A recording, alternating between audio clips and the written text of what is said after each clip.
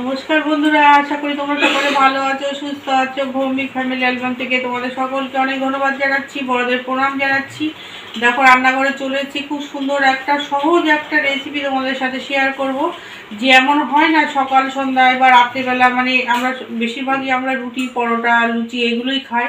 তো তখন কি হয়, মানে কী দিয়ে খাবো সেটা নিয়ে খুব সমস্যা পড়ে যায়। যেমন আমাদের বাড়িতে তো খুবই সমস্যা হয় যে কী দিয়ে খাবো, খাবারটাও একটু ভালো হওয়ার দরকার।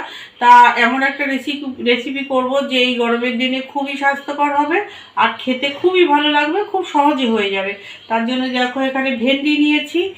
এই দেখো ভেন্ডিগুলো আমি এইভাবে কেটে নিয়েছি। এটা এমন যে কাটতে হবে এমন কোনো কথা নেই, কিন্তু আমি এইভাবেই কেটে নিতে ট্যাসা ট্যাসা করে কেটে নিয়েছি, ধুয়ে পরিষ্কার করে তারপরে কেটে নিয়েছি। আচ্ছা, এখানে দেখো সামান্য কয়েক কোয়া রসুন কিমা করে নিয়েছি, দুটো লাল লঙ্কা নিয়েছি এটা সাজানোর জন্য, একটু কাঁচা লঙ্কা আছে, আর এখানে নিয়েছি পেঁয়াজ। এতটা পেঁয়াজ লাগবে না, যতটা লাগবে ততটাই করব। তা দেখো কত সহজে খুব সুন্দর এই রান্নাটা করব, যেটা মানে বাড়ির প্রত্যেকে খেতে ভালোবাসবে। তা দেখো এখানে কড়াইতে সাদা তেল দিয়ে দিয়েছি, এখানে তেলটা একটু বেশিই লাগবে। এখানে পেঁয়াজটা দিয়ে দিচ্ছি, পেঁয়াজটা আমি নিচের পেঁয়াজটা দিয়ে দিলাম। এখানে যেহেতু কোনো মশলা ব্যবহার হবে না, তার জন্য পেঁয়াজটা একটু বেশিই লাগবে। আর কতটা পেঁয়াজ রয়ে গেল, এই পেঁয়াজটা বেশ ভাজা ভাজা হবে। দেখো পেঁয়াজটা লাল লাল ভাজা হয়ে গেছে, এবার আমি নামিয়ে নেব। এর থেকে বেশি ভাজা করা যাবে না, এরকম ঠিক আছে। দেখো পেঁয়াজটা তোলা হয়ে গেছে, এবার এখানে রসুন কুচিগুলো দিয়ে দেবো। লঙ্কাটাও দিয়ে দিলাম, লঙ্কাটা সামান্য একটুখানি ভেজে তুলে নেব। আসলে আছে এই জন্য একটু ছিটকাচ্ছে, দেখো লঙ্কাটাও তুলে নিলাম। এবার এখানে ভেন্ডিটা দিয়ে দেবো, এখানে আর কোনো ফোড়ন দেবো না। এই যে রসুনের যে গন্ধটা হয়েছে না তেলের মধ্যে, ফ্লেভারটা এতেই দারুণ লাগবে।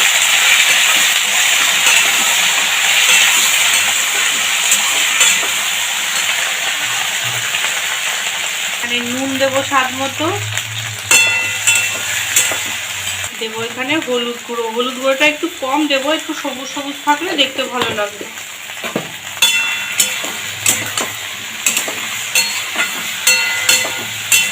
এবার এটা একটু ভাজা ভাজা হবে। এবার এখানে কাঁচা লঙ্কাটা দিয়ে দেবো।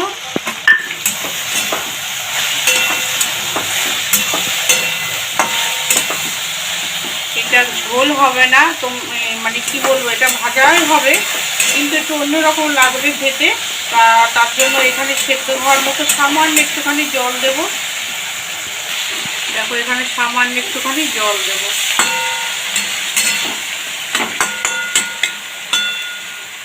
এবার আমি এটা ঢেকে দেব, ঢেকে দিয়ে গ্যাসটা একটুখানি কমিয়ে দেব, যাতে ভেন্ডিটা একটু ভালো মতো সেদ্ধ হয়ে যায়। ঢাকনাটা নামাচ্ছি, দেখি কিরকম হলো রান্নাটা। এই দেখো তোমরা সব ভেন্ডিগুলো একদম সেদ্ধ হয়ে গেছে, দেখো এই দেখো। রান্নাটা তো প্রায় হয়ে আসলো। এবার যেহেতু এতটা একটু ঝাল দিয়েছি, নুন দিয়েছি, সামান্য একটুখানি এখানে মিষ্টি দেবো, একদম সামান্য, এটা ব্যালেন্স করার জন্য সামান্য একটুখানি চিনি।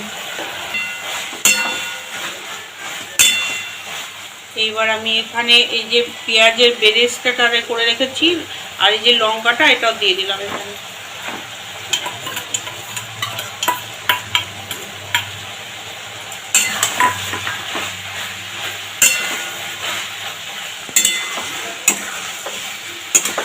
কি দারুণ লাগছে দেখতে, খেতে যে কত ভালো লাগবে।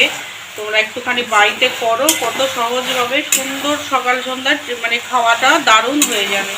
রাতে ডিনার বলো, সকালে টিফিন বলো, দারুণ হয়ে যাবে।